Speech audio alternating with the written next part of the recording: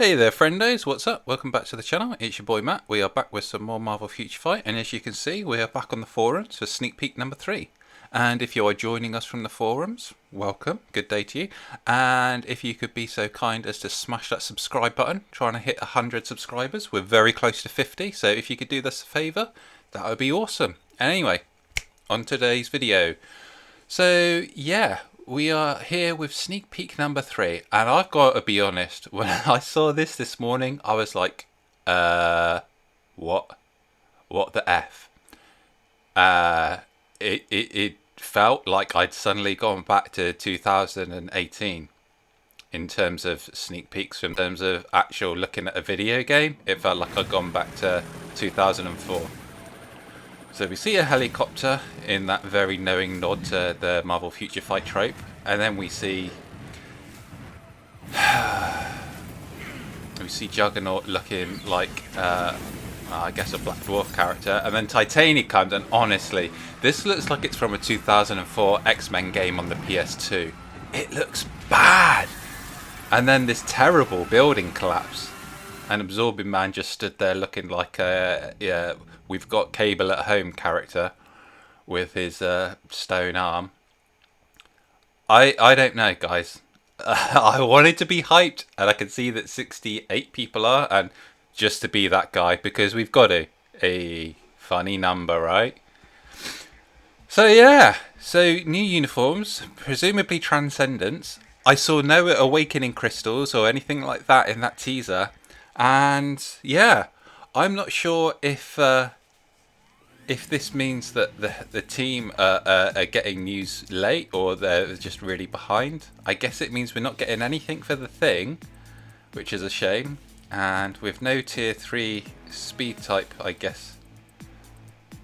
Unless maybe Sin gets hers. But honestly, do I care about Sin really? The way things are going? They might even change her if she's Scaddy to a different character type like Blast. So I'm just going to go ahead and tier 3 Daredevil.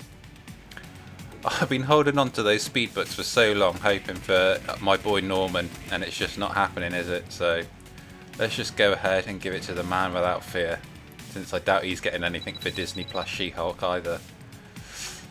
Nice. So there we go. Final punishment. Good work, Matt Murdock. As a fellow Matt, we salute you. So yes, we're down now. We're down in the dregs zone. We're down in the characters who, to be fair, all desperately need reworks. And it just makes you wonder what's going on at Marvel Future Fight. It feels like there's no continuity. I don't know if there's a lack of communication between devs and like the higher ups who are in charge of certain things, like the roadmap. It feels like every game, we all know, we've seen that even as consumers we get to see roadmaps now, but surely, you know, the devs should have some kind of roadmap as well which says what's happening. Titania, I must admit, I fell into the trap. I thought that she was going to get Jamila Jamil's look for the Disney Plus She-Hulk show. Now, admittedly, that show isn't coming out until later this month, which means it's going to be a good 3 months till we see it in game. So November. Will she get another uniform? I'd like to say so, but I can't see it. And you can see we have really done nothing with her. She's got a couple of skills that are kind of been useful, or were in 2017, I guess, for Shadowland. And honestly, the same with Absorbing Man. I'm not going to pretend that we could go into any kind of content and these characters last anything like 10 seconds, because let's face it, they're not. They're gutter trash. They are the lowest of the law. They're absolutely abysmal. Absorbing Man should be Abysmal Man.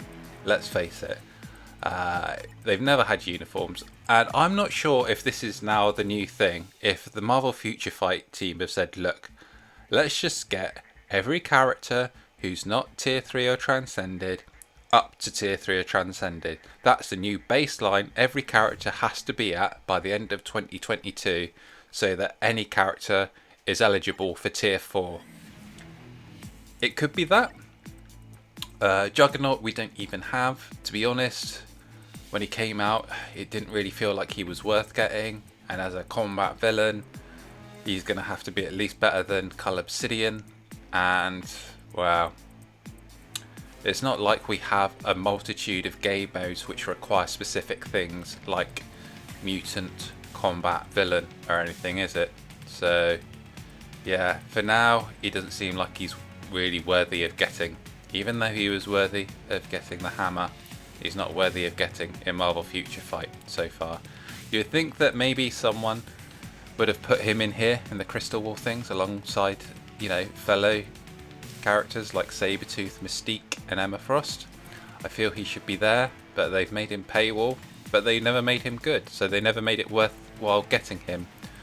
He's going to have to get a huge power bump to make that the case now.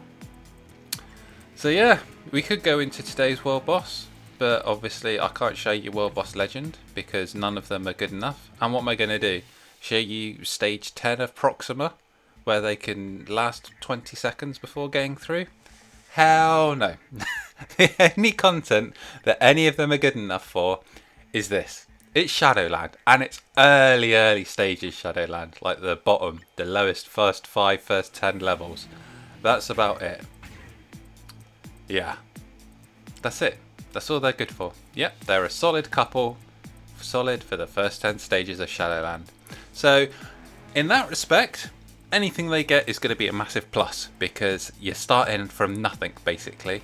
You're starting from absolute zero, so even if they only get a 1, it's still a 1 up from 0, so it's a huge step up.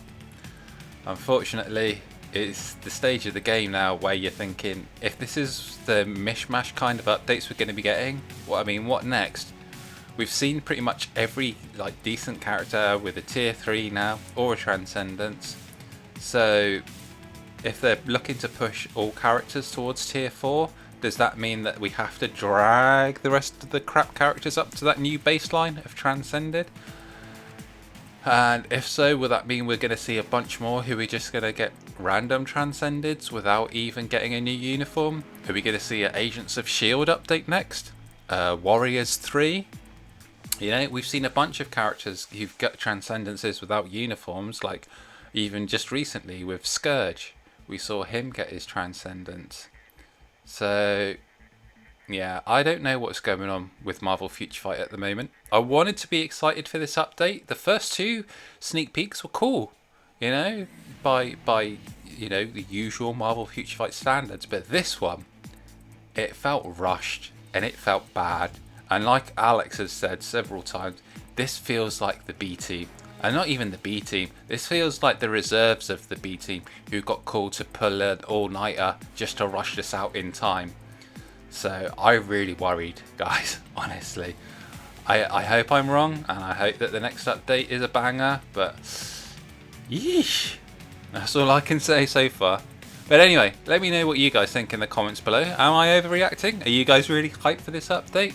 Let me know your thoughts, and until then, I'll talk to you guys in the next one. Take care for now. Have a good weekend. Bye.